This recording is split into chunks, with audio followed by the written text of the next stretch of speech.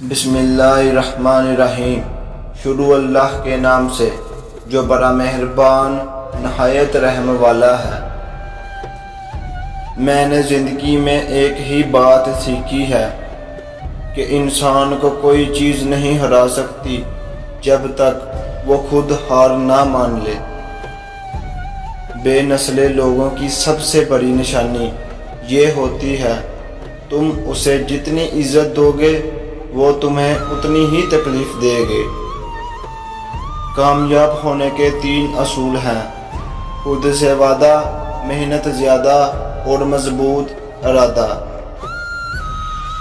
مدد کرنا سیکھیے فائدے کے بغیر، ملنا جلنا سیکھیے مطلب کے بغیر، عاجزی سے چلنا سیکھیے غرور کے بغیر، زندگی جینا سیکھیے دکھاوے کے بغیر۔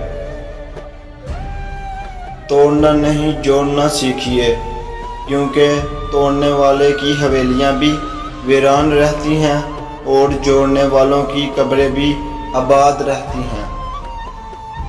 زندگی میں ایک ہی بات ہمیشہ یاد رکھیں، مکھن لگانے والوں کے ہاتھوں میں ہمیشہ چاقو ہوتا ہے۔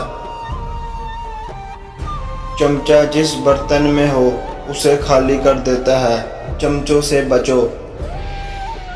ہر چیز مہنگی ہو گئی ہے لیکن ماچس آج بھی 3 روپے کی ہے۔ یاد رکھیں، آگ لگانے والوں کی قیمت کبھی نہیں بڑھتی۔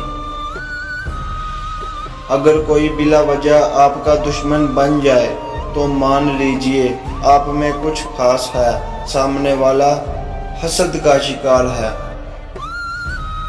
چابی سے کھلا تالا بار بار کام آتا ہے، مگر ہتھوڑی سے کھلا تالا دوبارہ کام نہیں آتا۔ اس طرح رشتوں کے تالے غصے کے ہتھوڑے سے نہیں بلکہ محبت کی چابی سے کھولیں۔ زندگی ایک انجان کتاب جیسی ہے، اگلے صفحے پر کیا لکھا ہے کسی کو نہیں پتا۔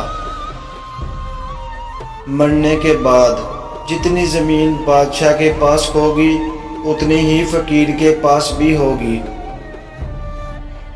فلاں ایسا ہے فلاں ویسا ہے، اے انسان ذرا غور کر تو خود کیسا ہے۔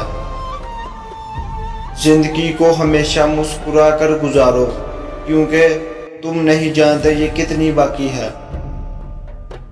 کائنات کی سب سے مہنگی چیز احساس ہے جو ہر کسی کے پاس نہیں ہوتا۔ وفاداری بہت ضروری ہوتی ہے، پھر چاہے جنگ میں ہو یا محبت میں۔ وقت، موسم اور لوگ سب کی ایک ہی سی فطرت ہوتی ہے، کب کون کہاں بدل جائے پتہ ہی نہیں چلتا۔ زندگی میں کچھ راستے صبر کے ہوتے ہیں اور کچھ راستے سبق کے۔ کون کہتا ہے کہ تنہائیاں اچھی نہیں ہوتی، بہت حسین موقع دیتی ہیں خدا سے ملنے کا۔ کسی کو دیا گیا ایک آنسو عمر بھر کی عبادتوں پر پانی پھیر سکتا ہے۔ مت بنو کھلی کتاب کسی کے لیے، جہالت کا دور ہے پڑھ کر پھاڑ دیے جاؤ گے۔ یقین مانیں، صبر کی زبان اتنی طاقتور ہوتی ہے کہ ستانے والوں کی بنیادیں ہلا دیتی ہے۔ درخت نے ایک شخص سے کہا، میری عادت اپنا لو، زندگی میں کامیاب رہو گے۔ جب کوئی مجھے پتھر مارتا ہے میں بدلے میں اسے پھل دیتا ہوں۔